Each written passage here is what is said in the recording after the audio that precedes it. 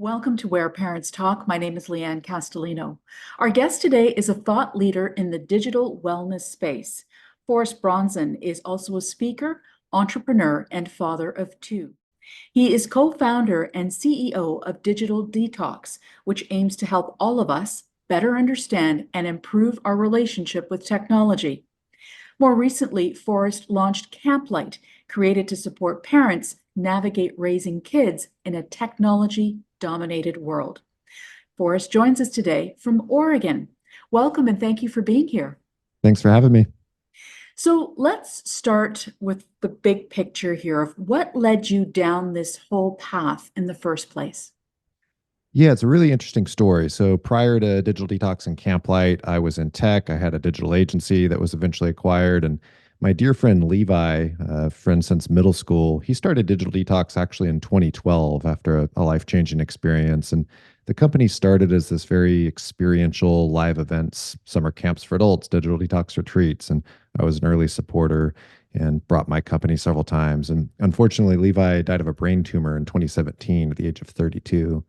And so the company went on hiatus for a few years, and ultimately I took it over in 2020, right before, literally 15, 20 days before COVID hit. So not the best timing for a live experience company. But my passion really started early on when, Levi was inspirational just in how much tech is impacting our lives. And through my previous company, seeing how much I was impacted by technology. But when I had children, that's when it really hit home. And I was seeing how much kids were impacted around the world, how much parents were impacted. And so we needed to do something about that. So Digital Detox, we focus a lot on data and understanding all the various elements of technology's impacts on our lives. And ultimately that led us to Camplight, which is 100% focused on helping parents. I think this is the parenting challenge of our generation.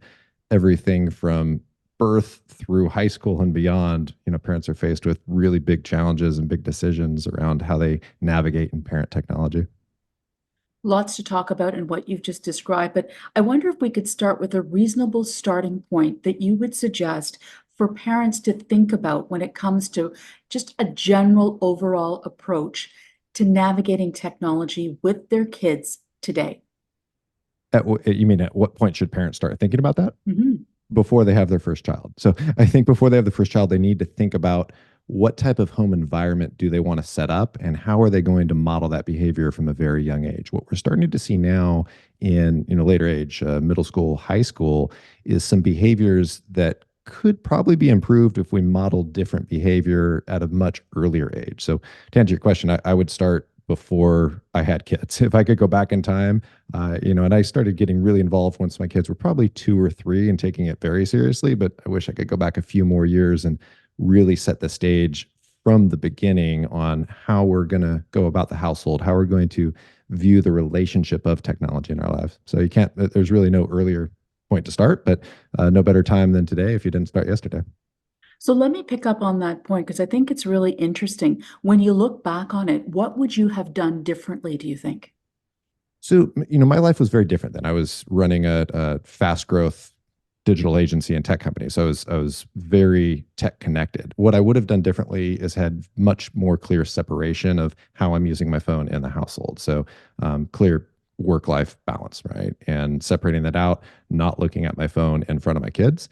I think that's a challenge and mistake parents make. They think at a very young age, it doesn't really matter.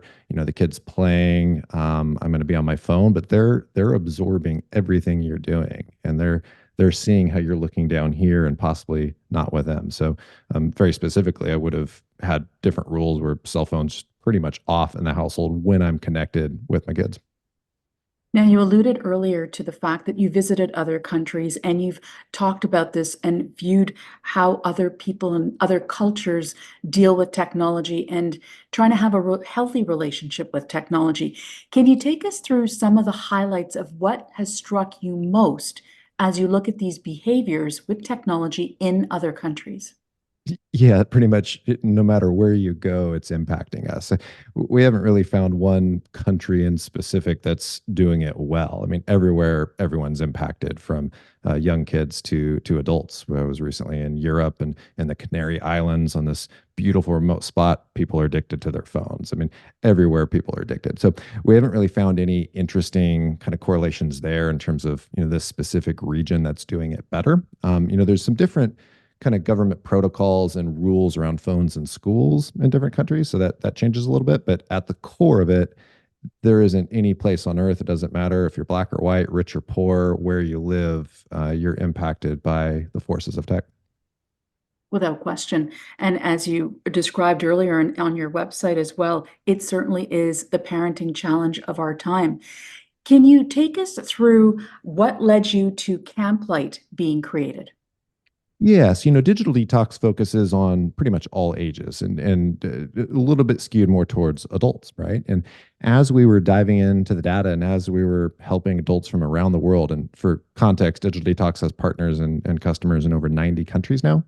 And so, we work with a lot of different people. And a common theme, not only for our own team, we all have children, but with everyone we were working with, was just how challenging this was. And what was fascinating was that it wasn't just, I think what the media portrays is that it's this middle school, high school problem with social media and phones. And that's a huge, huge challenge, but it starts so early. So, think of a parent that has a child that's not quite in kindergarten. They're still dealing with screen time and content. And then once they get into elementary school, it's trying to navigate learning apps, ed tech, when to get a phone, should they get a smartwatch?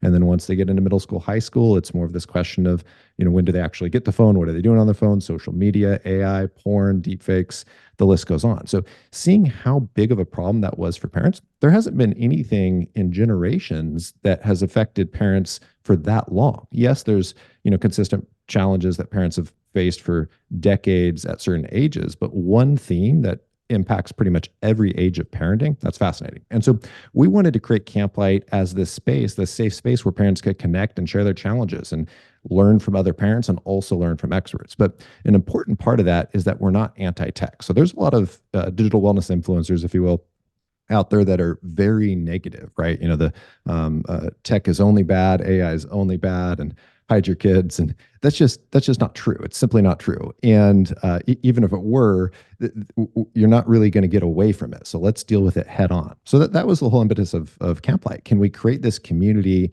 and this safe space to look at the positive sides of tech? How can we use it in a healthy way, but then also be very vigilant about the negative impacts and deal with that? It's a very interesting approach because certainly you're going to have parents in the camp that says, I wasn't really exposed to technology as a kid. I'm just trying to go with it. But I do have, I guess, a fear of technology, of embracing all the different aspects that it brings into my life. So how do you deal with a parent in that category as an example who now has kids? So they're approaching it from, let's say, a fear-based perspective, but you're trying to change that and kind of undo that fear and make it something more healthy. What would be your approach there? Yeah, it depends a little bit on the age. It's a good question. And it kind of depends what their core fear is, right? And so uh, it's complicated, right? A lot of parents, they're afraid of child predators for one. And so that's why they want to stay off of certain networks. Others, they're afraid of bullying. Others, they're afraid of isolation and depression. So there's a lot of different things and different trigger points. And so it really kind of depends on what you're looking at. What we see more though is parents struggling with how do I kind of continue my kind of morals within my own household and what we want to do while keeping up with social pressure. That's the biggest problem. So internally, many parents are like, yes, I want to wait to give social media. That's what the data shows. Or I want to wait longer to get phones. But then all of a sudden, all of their friends have it. So then how do I kind of navigate that decision? Another huge one is bullying. Cyberbullying is absolutely tremendously impactful, obviously. And it's something that is very lonely for parents. It's not something that's common to talk about at soccer with other parents if your child's being bullied, right? And it's also very tricky on when to approach the school. Sometimes that could actually escalate and make things worse. And so navigating those nuances of cyberbullying, and cyberbullying's taken, not to digress here, but it's taken a a much more complex form is at a very early age, and Roblox and very young games that kids are playing. There's bullying, and it's taken forms of very kind of micro, slow paper cuts, if you will. So yeah, it's very child dependent, parent dependent, and it's complicated. You talk about the unique approach that Camplight brings by, you know, gathering this parenting community to make really informed choices about technology as it relates to their kids. Can you give us examples of how it works specifically? How Camplight works? Mhm. Yeah. So it's an online platform, and it's a private community. So picture like a Facebook group, but it's not on Facebook. It doesn't have ads. It doesn't have sort of the toxicity of Facebook groups and the judgment. It's only for members. And we have different discussion spaces, and you can log in on an app, you can log in on desktop, mobile, wherever you want. And there's different discussion spaces kind of organized by age group. So pre-K, K-5, middle school, high school, etc. And in there, you could discuss with other parents. There's also other content sections with expert led content where we have live streams and recordings with our mental health professionals on different topics. That might be something very specific. We have Dr. Gupta coming on here in a few weeks discussing the ties between technology and pediatric diabetes, right? Or it might be a broader topic of when to get a phone and just how do we have that conversation. And then we have lots of other really interesting content, slang translations, breaking down trending influencers, things that are in the sphere of online tech and how it's impacting us, but parents just might not be in the loop. So we want to kind of create this full functioning platform that allows you to connect with other parents and have that support, connect with experts, and then also have content to arm you with good decisions. And we're not here to tell you exactly this is exactly how you should do it. More so, we want to arm you with what we know, what we don't know, what the data shows, so you can make a really informed decision for your family. And ultimately, we want to get you thinking about things in more abstract ways. Have you observed anything as Camplight unfolds and sort of these conversations are happening for us that has struck you personally, whether as a professional or as a parent, when we're talking about technology in the household? Yeah, a few things. So we have a section specifically for bullying, right? And that's been really amazing to see unfold, right? Because parents are finally able to connect and share their concerns with other parents that know exactly what they're going through. And so that's been powerful. Just seeing some of the stories that they otherwise wouldn't have been comfortable sharing and coming forward with. And now they have a community that has their back, plus experts to give them really great guidance. So that's been interesting. I think another interesting thing is just seeing how lost everyone is. Like again, like it comes in different forms, different ages, different regions, but at the end of the day, parents are really trying to do the right thing, at least Camplight members, and they're struggling. I think another, really interesting thing is it's very regional specific. And so if you think about, what a child's doing in New York, if you have a kid in San Francisco, it doesn't really matter what the trends are in New York. It's interesting to kind of learn from perspective, but you're not in the same social circle imminently. And so, those things are going to change quite a bit. So it's been, and we're brand new. Like we launched about 2.5 months ago. And so we're evolving, and we have this great supportive community, and we're iterating very quickly based on feedback from members so we could, create the most value possible. Well, and I think what strikes me is the fact that it seems to be a very proactive approach, right? So let's not wait until we have a mental health issue involving technology and our child. Let's, connect you and sow the seeds of quality information before the crisis arrives. Is that any of the feedback that you're getting? Yeah, absolutely, absolutely. And we share a lot of data, we share a lot of analysis on news stories, and ultimately parents want to kind of take that and put it into perspective. One thing we really emphasize, whether it's a decision around a phone or tech rule or social media, is it's so specific to the child, the home dynamic, the community, the school. There's not a one size fits all. So I'll give you an example. A common question is, what age should I get a phone? Well, that's really the wrong question to ask. We should be asking, first, what do you want to do with a phone, right? It's very different depending on what you're doing. A phone is a device. What you do with it's very different. What's the temperament of the child? What's the personality of the child? What else are they doing in their life? What's their portfolio of activity look like? What's the family dynamic look like? So there's so many questions to ask that we can't just give a blanket age of what age to give a phone, right?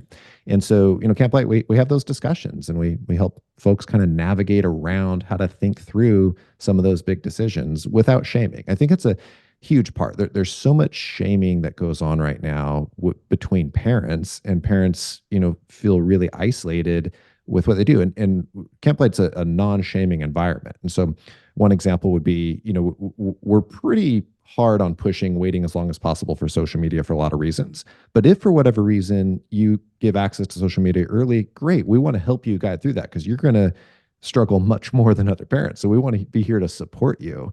And I feel we need more of that support and empathy now than ever, when there's so much shame going on, whether it's a parent has a child on an iPad at dinner, or they give access to phones or social media early. Shaming is not going to help the community in the conversation. So we need to support each other and arm people with success. Now, Forrest, you allude to the data, both globally and sort of regionally. Can you take us through some of the sort of the top level, most striking findings as it relates to adolescents and or their parents or even younger kids and technology? Yeah, absolutely. And to digress briefly, to set some context, Digital Detox launched the Dora score about a year ago, and this was, very comprehensive measure of how technology is impacting your life. You could take it for free, digitaldetox.com/score. Since then, we had a lot of requests from schools to have students take it. And so we adapted it, and we recalibrated the measure for students, specifically high school and middle school students. And now around the country, students are taking the score through the school.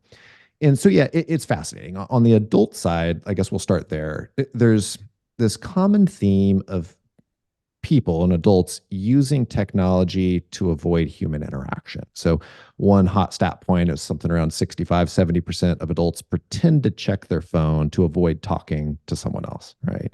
And so that's interesting, right? There might be some, cases where that's helpful in a safety situation, but mostly it's not, right? And so we're using it as a crux to avoid human connection, which is concerning.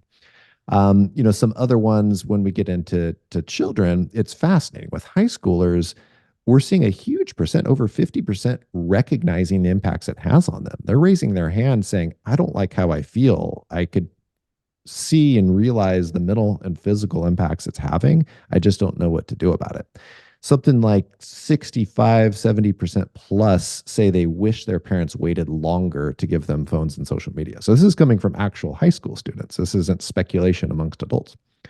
Another really interesting trend, and this is for both adults and children, is just how much it's impacting sleep. And we measure this in sort of an indirect way. But for example, students, it's something like 90% are scrolling right before bed, and north of 25% are checking notifications in the middle of the night.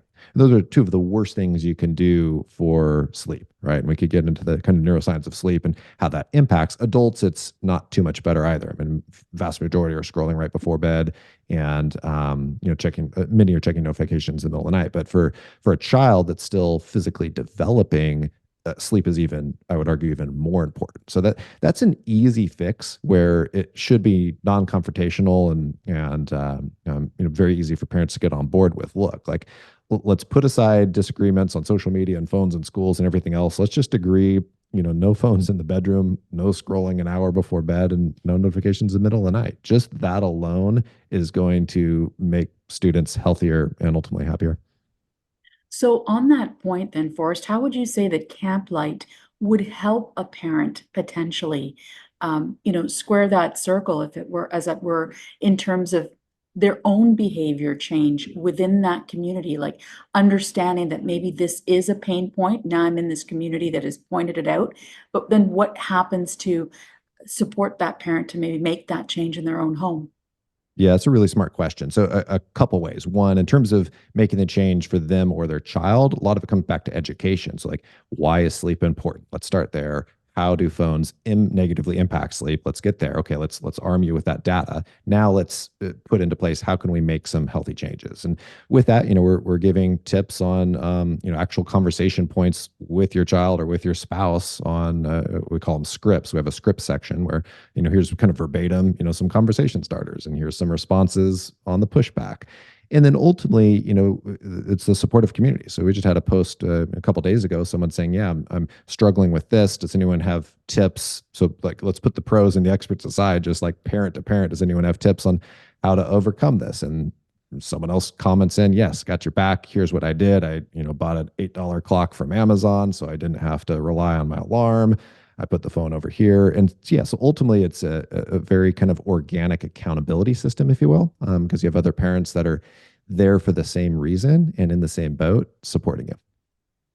So, are there any tips for us that you can share just in general with your depth of knowledge on this topic with respect to the fact that, it doesn't matter what aspect of life you're talking about, technology is involved, whether you're going to the dentist, or you're looking at a menu and a QR code on your device or whatever it is. There are so many different ways that we rely on these devices. How can we, or is it fair to say that we need to unrely on it more as a way to have a healthier or more healthy relationship with technology? We could spend a whole episode talking just about this topic. So, specific to let's start with adults maybe. Um, the QR code in the restaurant, I wish restaurants wouldn't do that. In some cases it's more efficient. I think at the end of the day, you need to just take inventory of what's actually needed and value adding to my life and efficient, and then what's not, what's taking away. I recently, just last week, did a cleanse of my phone and removed apps that just aren't adding any value. They're distracting, right? And I only have the critical ones on there that I use daily, that are productive, that are adding value to my life and not taking it away. So a lot of that takes, first some self-reflection and some, very kind of careful thought and being really honest with yourself. And then second, it's taking action to actually make changes to the environment. Habit change is really, really tricky. And I don't know if you've read Atomic Habits by James Clear. It's a brilliant book, and it talks essentially. I don't want to quote James here, but it talks essentially about like how you need to change the environment. So just saying I'm going to spend less time on Instagram on my phone, that's really hard for humans to do. The better action would be to just delete Instagram from your phone, right? Or move it to another folder far away that's less accessible and less exciting. But to answer your question, yeah, I mean, I think everyone's a little bit different. Some, they might work in social media, so they need more access. So I think the first step is really identifying what's really important, what's actually needed, and then second, coming up with a plan to actually have a little bit more balance. And there's some kind of really good parameters around that. If you have children, don't be on your phone around your kids. Like that should be time with your kids. And if you're teaching them something, that's different. But if you're playing a board game or you're watching a movie, whatever it is, have that time focused with them and not distracted by a device. That should be an easy starting point. In terms of children, I think it's a great opportunity at a very young age to start having those conversations of, look, technology can be beautiful. It could add some tremendous benefits to our life. And here's where it could cause us some trouble, right? And so having those open conversations at a very early age is extremely helpful. And then also just talking through the narrative of your own use with your kids. So for example, with my kids, I'll be like, hey, here's the reason that I'm having to go check my phone right now. So they don't think I'm just mindlessly checking my phone. It's for something for grandma, and we need to get her this thing, and I need to check this thing, and I need to do that right now. I'm sorry. And kind of talking through, and then also calling yourself out. Like, look, I just checked this. I didn't need to check this. I'm going to do better. And so I think having that open conversation could go a long way with kids. Speaking about your kids, I'm curious because you talked about you would have done a couple of things differently before they were born, but what does device exposure look like in your household with your two kids who are in grade 4 and 1? Still young, but certainly impressionable all the same. Yeah, yeah. So I want to talk about that, and I think another important part, and back to one of your other questions on what was something surprising about Camplight. I think what we're seeing this in other data around the world, is just how much parents are reflecting on their own use and how important that is. A lot of parents will, for lack of a better word, complain about their child's use. Oh my goodness, they're on their screen so much, they're doing this, but they really need to look at themselves first and get your house in order before you can expect your child to be in order. So in terms of our household, and it's evolving. I think one thing parents need to do is be flexible and nimble. Things are going to change. We're not going to always stick to an exact plan. There's going to be days that we need to deviate from that plan, and that's okay. And we explain that. So we'll say, look, like today we are having more screen time. That's okay. This isn't like every day stuff. So setting that expectation. So yeah, my son's in fourth grade. My daughter's in first grade. My daughter asks a lot about, when will I get a phone and what age should we get a phone? And we have those conversations and we tell them like, here's some of the reasons that we're going to wait. And here's some of the things that are concerning in terms of their own use. Like we watch a lot of movies together. I love movies. It's a great pastime. It's time for us to snuggle and grab popcorn and laugh and bond. And so, yeah, on weekends, we'll have movie night. They have iPads for learning, a couple learning apps that they use at school. Some learning we prefer to do exclusively analog. It just kind of depends on the child. But they're not on them, aimlessly scrolling YouTube, zero social media. And then my wife and I, we're pretty diligent about our own use in the home. So I have a home office. When I'm working, I'm working. When I'm not working, I'm not working. And we're rarely on our phones in the household unless it's someone calling, something school related. If there's something like real quick we need to check, but we're not, holding the phone with us around the house unless it's something entertaining. If we want to put on Spotify and have a little dance party, great, that's awesome. Or if we want to, look up, some funny clip that we want to share with the family, that's great too. We have no phones in the bedrooms. That's a pretty hard rule, and no technology in the bedrooms. Bedrooms should be a space for other things, not for technology. And yeah, we try to just to be very practical about it. There's going to be times that they want to watch some good stuff, and that's great. It's some downtime. One thing on that note, a common question that parents ask is how much screen time is okay, and that's also not the best question to ask. It's so dependent on the kid and again their portfolio of their life. So, child one that, is doing zero extracurricular activity, not meeting their academic requirements, not meeting their social requirements, that answer should be almost zero versus, a child that is involved in whatever it is, sports or extracurricular and meeting all their other responsibilities and they're exhausted and they need some downtime. Great. That's actually healthy to have some of that downtime on a screen. So I don't know if that helps, but essentially, we're some of the common things: no phones in the bedroom, no technology at the dinner table, and then we're very mindful more so of our use. And then it's sort of this ebb and flow of, okay, what are we watching as a family? Do you get some extra time individually to unwind? One of the unique challenges of parenting certainly are the different ages and stages that you go through. So the rules that you have in place sound fantastic now. Have you thought about what that's going to look like down the road? And especially with respect to what you do and having all this additional insight as you do about older kids and families and what technology looks like for them. Are there rules that you think you will hold fast on in your own household? So it's difficult to put a specific rule 7 years out. TikTok might not even be around in 7 years. So saying TikTok's not going to be allowed when you're in eighth grade, it probably doesn't apply so much. It's more about kind of fundamentals and foundation. I feel that, in our house, we're creating a really great foundation of, we prioritize connection, we prioritize, learning in a non-tech way, but we also recognize there's some fun uses of tech. We want to use that. My son's learning some really advanced things on the computer, and that's great. We want to continue harnessing that.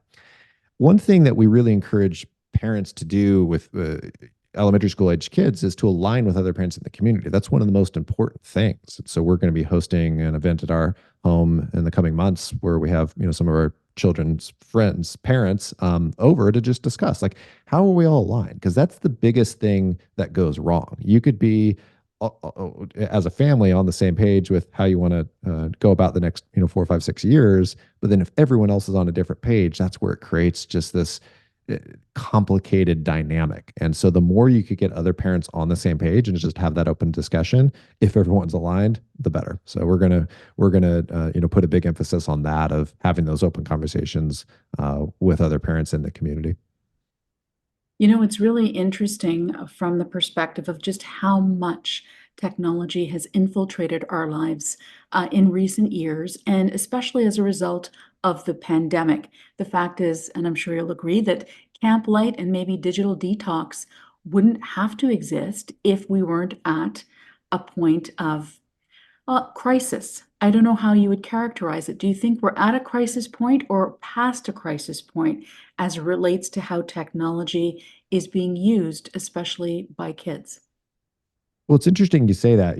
My late co-founder Levi Felix, he was a visionary in 2012, seeing how much tech was impacting our lives then, and that was before TikTok, I believe, Instagram as we know it. So it was impacting us, 12 years ago, and it's even more so now. So it's interesting. Yeah, I think we are at this fever pitch. COVID had a just detrimental effect on how we interact with the world and how we embrace technology, some cases in a good way and in many cases an unhealthy way. I think what's fascinating though is you're starting to see teens raise their hand and, like I mentioned, say, I don't like how this feels. This isn't good. You even have flip phone movements around the country in small areas where they're turning in their smartphone for an old school flip phone. I think another interesting thing is we've never seen this acceleration of awareness. So if you go back to seatbelts in cars, it took decades for car manufacturers to introduce seatbelts to save lives. It took some states over 100 years to change the age of tobacco use, right? I think California was over 100 years for them to increase the age for smoking tobacco. And so with technology, we're in a relatively very short window since we've had access. And now we have dozens of states suing big tech. We have other states implementing legislation around appropriate uses of tech. We have the Surgeon General declaring essentially a state of emergency around loneliness and the impacts of tech. So I can't remember a time in history we've seen this much activity from this many different groups in this short of a time period. So to answer your question, yeah, I think we are at this fever pitch. We'll see what happens. I think there's a lot that could happen this next 2-3 years, but there's a lot of framework being laid, and it's going to be interesting. I think the challenge is you still have a lot of parents that at the end of the day aren't putting emphasis on improving their own habits and ultimately rely on technology as a crux to parent a little bit easier, right? And in some cases that's needed. Look, if it comes down to, am I going to go to the job interview and get the job or not have some screen time, then yeah, of course, that's actually a good decision. But yeah, I guess to answer your question, I'm optimistic in terms of just how much activity there is right now. I'm still concerned on many parents that we survey and talk to about their overall sentiment. Along those lines, which parent would you suggest reach out or become part of Camplight? At what point in their parenting journey can they, should they be ideally? So it's interesting you asked that. When we started Camplight, we were thinking it would appeal much more to middle school, high school parents, right? They're in the thick of it with social media. We were surprised to see how many parents we have pre-K. And that's fascinating that they're really trying to create this foundation and they're trying to understand, how do I navigate it into kindergarten? I'd say the earlier the better, right? It's much easier to have those age appropriate discussions when they're in second grade than once they're a junior in high school. Once they're there, yeah, of course, like we want to help and support you, but it's harder to backtrack than to set the foundation. So earlier the better. I'd say the sweet spot would be somewhere in that second grade on up, right? You're starting to see tech a lot more in schools. There's a lot more access. They're playing Roblox and Minecraft in many areas. And you're a couple years away from the big question of, when do I get a phone? When do I get social media? So that kind of second early elementary school grade is a great starting point. And then depending on the child, it's probably going to continue through middle school and high school. But that's sort of the beauty of Camplight. Like we're there for the entire journey, no matter where you start through pretty much end of high school, sometimes beyond. Finally, Forrest, what would you say to a parent, a family who is really struggling mightily with this whole issue in their home? Perhaps, they did all the things you shouldn't do when their kids were younger, et cetera, et cetera. What would you say to someone like that to give them hope about how they can help themselves have a more healthy relationship for themselves and their children with technology? The first thing I'd say is you're not alone. Look, that's the majority of us, right? We've made mistakes. We're human. We're parents. We're trying to do our best, and life is messy, and raising kids with tech is messy. So you're not alone. There's other parents just like you. That's the first thing. Second is it's never too late to make change in our lives as adults or for our kids. And some habit change is much more difficult than others, but with technology, it's all possible. Like, and so while technology addiction has similar profiles of that of heroin and other hard drugs, it's a different withdrawal profile, right? And so it's possible to improve. So yeah, I'd say that and I would also go as far as to say is you're still the parent, right? And so if you feel you've lost control and technology and your kids are dominating, that there's exercises and there's ways to get that control back and to get back into that parent seat. So keep your head up. We have your back, and you're going to do great. Forest Bronzan, founder and CEO of Camplight, we so appreciate your time and your perspective today. Yeah, thanks for having me.